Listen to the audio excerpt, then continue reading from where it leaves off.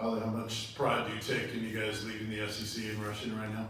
I mean, that's the number one stat I feel like we look at as an offensive line. It's a testament a lot to the hard work that we put in. Plus, with how great our running backs see their field vision, being able to hit a hole that we create for them is huge. But being able to be rated the top means a lot to us. Coming through this whole offseason, like that's a big point of emphasis for us is that we got to be able to run the ball. It's SEC football everywhere is a big emphasis on run the ball. And being able to be the best at it is a huge testament to the hard work that we've put in this entire offseason.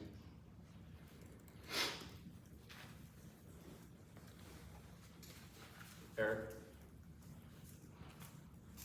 Ollie, for you specifically, guard your whole life, went to center, now back at guard. How you feeling? And health-wise, everybody's banged up this one year. How you feeling that way? I'm feeling good. Everybody's feeling good. It's I'm a lot more comfortable being able to move back to the position that I've been working at, and there's a confidence level that kind of comes with that as well. But overall, I think everybody's starting to gel really well together. Spots are getting kind of set in stone, and just the way that we've been working together, everything's been moving super smooth. And again, it's been a lot more comfortable being able to move back to my position at home, but still practicing that center spot, being able to get more comfortable with that in case anything ever comes up. Rick? Well, you guys have had success the last couple of years against this Missouri team, but they really seem to have improved, especially on defense as well. What have you seen from them, and how key will it be running the football against those guys? One thing I will say about them is that on the tape you can see it everywhere. There's a lot of guys that play really hard, snap the whistle, and so that's something that you got to prepare for each week. I mean, that's just straining hard in your practices and your scout teamwork, all that kind of stuff. But pretty much it's just watching them on film, being able to break them down, understand what moves they're going to go to, what they're going to do, and going back into your technique and figuring out this is how I'm going to beat them, this is what technique I'm going to use, is kind of going through all that kind of processes as you're breaking down film. Vince? A lot of times you pay attention to quarterback stats. Can you give us some specific examples in what you've seen in the growth of Joe Milton, especially over these last few years? One thing I will say is I've seen Joe be able to step up and take a lot more of the command, which he's been doing since the offseason, but being able to be more comfortable in that leadership position. And every day he's the same guy.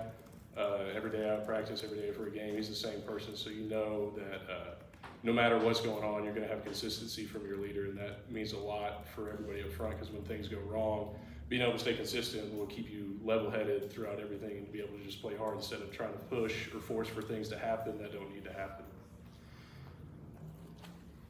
Patrick?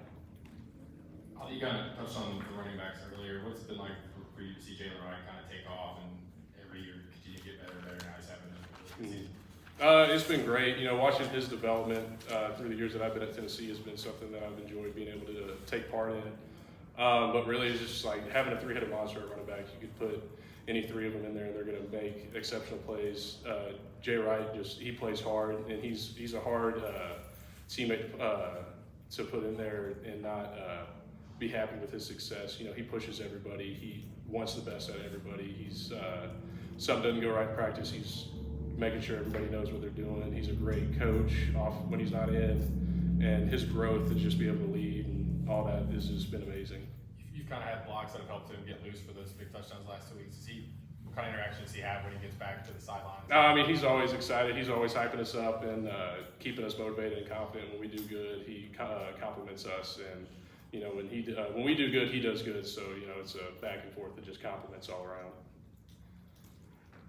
Anything else for Ollie? Harvick? Ollie, after that Florida game, a lot of people weren't very kind to you on social media. How much did you feel like that personally motivated you to up your game and up your level of play here at the University of Tennessee? I try to block it out and ignore most of it because it's just not worth the time to put into it. But taking it as motivation to.